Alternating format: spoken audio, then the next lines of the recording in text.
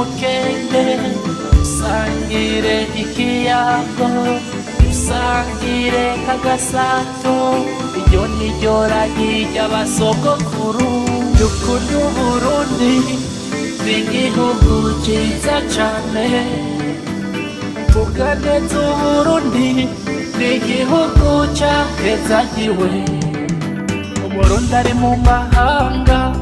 yishimire kwitwa Umurundi, kandi nawe avuge neza igihugu camwibarutse. Umurundi ari mu mahanga yishimire kwitwa Umurundi, kandi nawe yubahishe igihugu camwibarutse. Erega turi bamwe twose rimwe tuvuge rumwe, imigambwe n'amoko iyo tuva ntibituganze. Kunda Uburundi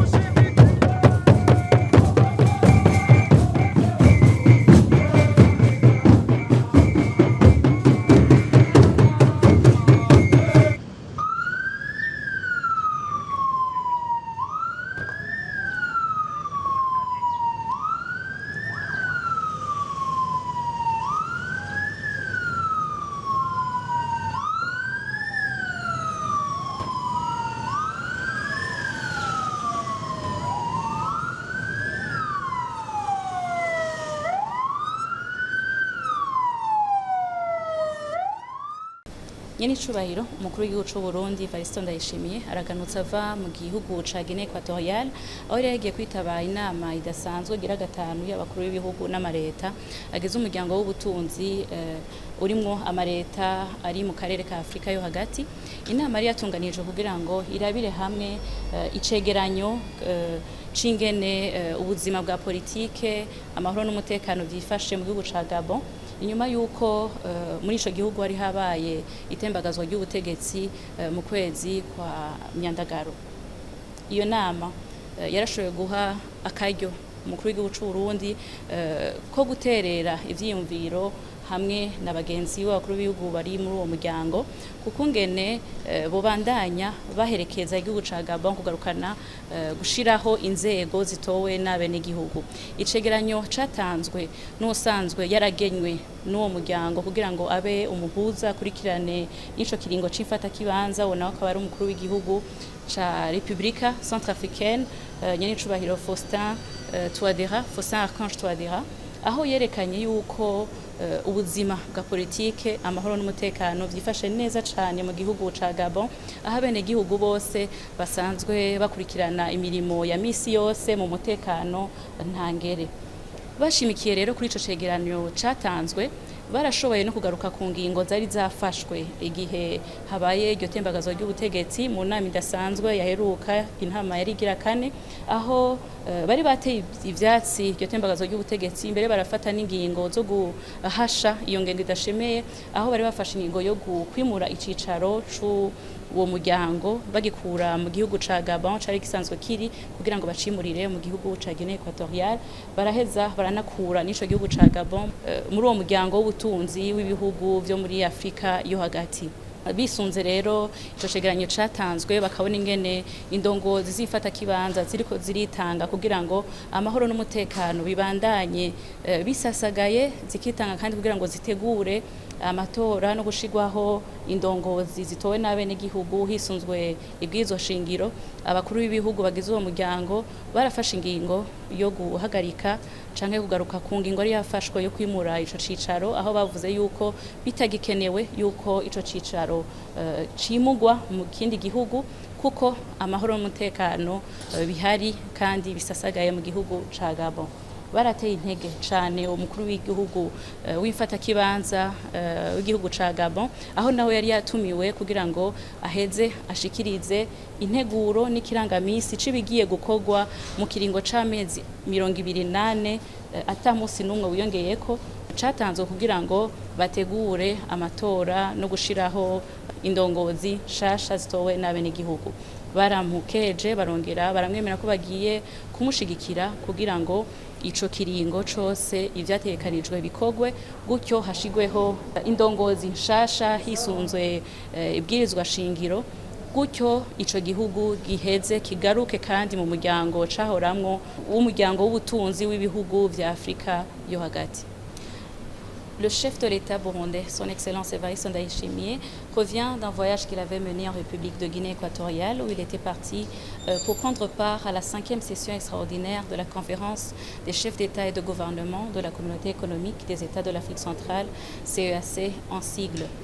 Cette session extraordinaire avait été convoquée par le président de la CEAC, qui est le président de la Guinée équatoriale, afin d'analyser le rapport à mi-parcours sur le processus de transition au Gabon, ainsi que l'état des lieux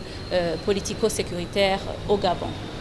Le rapport présenté par le facilitateur désigné par la conférence, à savoir son Excellence Faustin Archange Touadéra,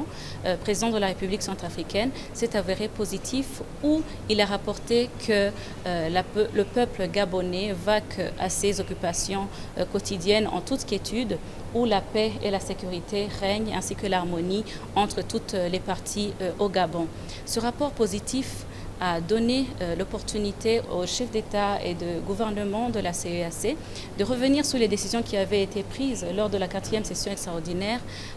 suite au renversement du régime au Gabon, où ils avaient condamné cet acte et avaient décidé d'exclure le Gabon de la famille des pays membres de la CEAC ainsi que de délocaliser le siège de la CEAC qui était au Gabon vers la Guinée équatoriale. Au regard de la situation positive, les chefs de l'État ont vu qu'il n'était plus opportun de délocaliser le siège de la CEAC vers un autre pays, car la paix et la stabilité règnent au Gabon. Ils ont encouragé le président de transition et l'ont félicité pour ses efforts pour stabiliser la paix, pour maintenir la paix et la stabilité du Gabon. Et l'ont encouragé et ont promis de l'accompagner dans ce processus de transition, un processus qui va durer 24 mois et qui a été fait également objet de présentation sur le calendrier et le chronogramme de tout ce qui est prévu par le président de transition qui était invité à cette fin. Ils l'ont encouragé à